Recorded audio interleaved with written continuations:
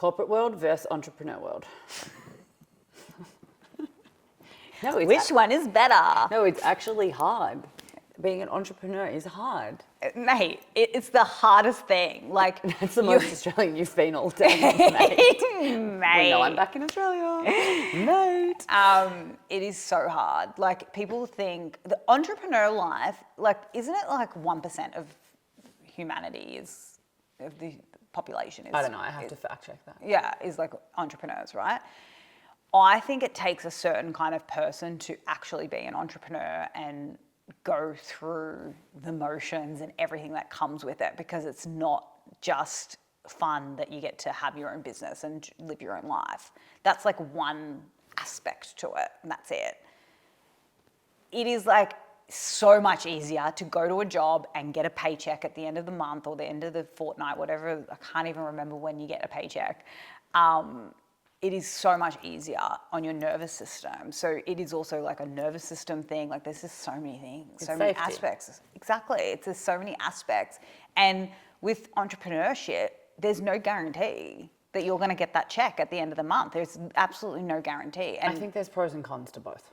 there's 100%. I would never be able to go, I'm unemployable. Oh my gosh, I'm unemployable. My stepdad said to me when we were in Spain last year, your business better work because you're literally unhireable. And I looked at him and I said, that's the nicest thing you've ever said to me. Yeah. That is such a compliment. Yeah. I don't want to work for someone else. No.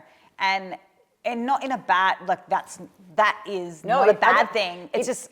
It's how I'm designed. Yeah, it's how I'm designed as well. Is it your human design? It could be the human design. I mean, we are projectors, and we're here to guide. And we could still work for other people in the way that our auric field is set up. Like, that's not, How? I don't know. I think it would be like working less hours or whatever, like only working half a day or something like that.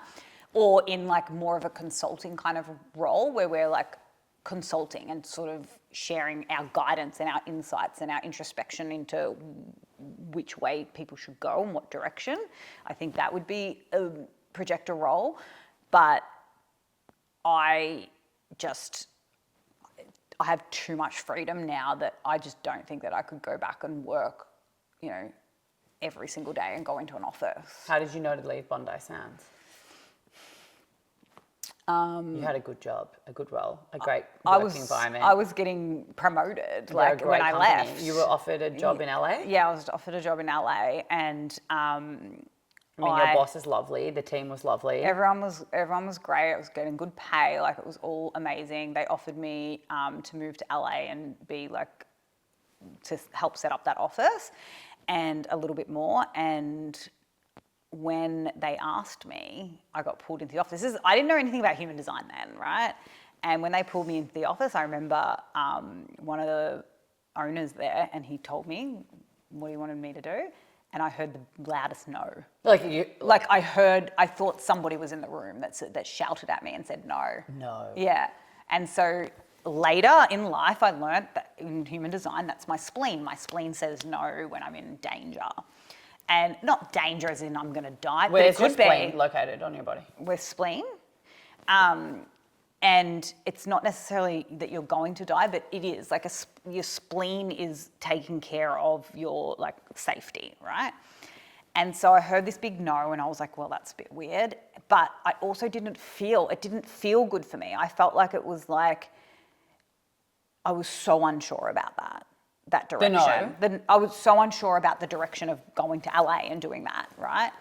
And so after that, and after saying no to that opportunity. In the meeting, in the moment, you said no, or you thought about it? No, I thought about it. I said, thank you, for the offer or whatever. And I said, let me think about it. Obviously, I need to think about, I just bought an apartment. Like, there was like so many things that logistically, I didn't know what was going to happen.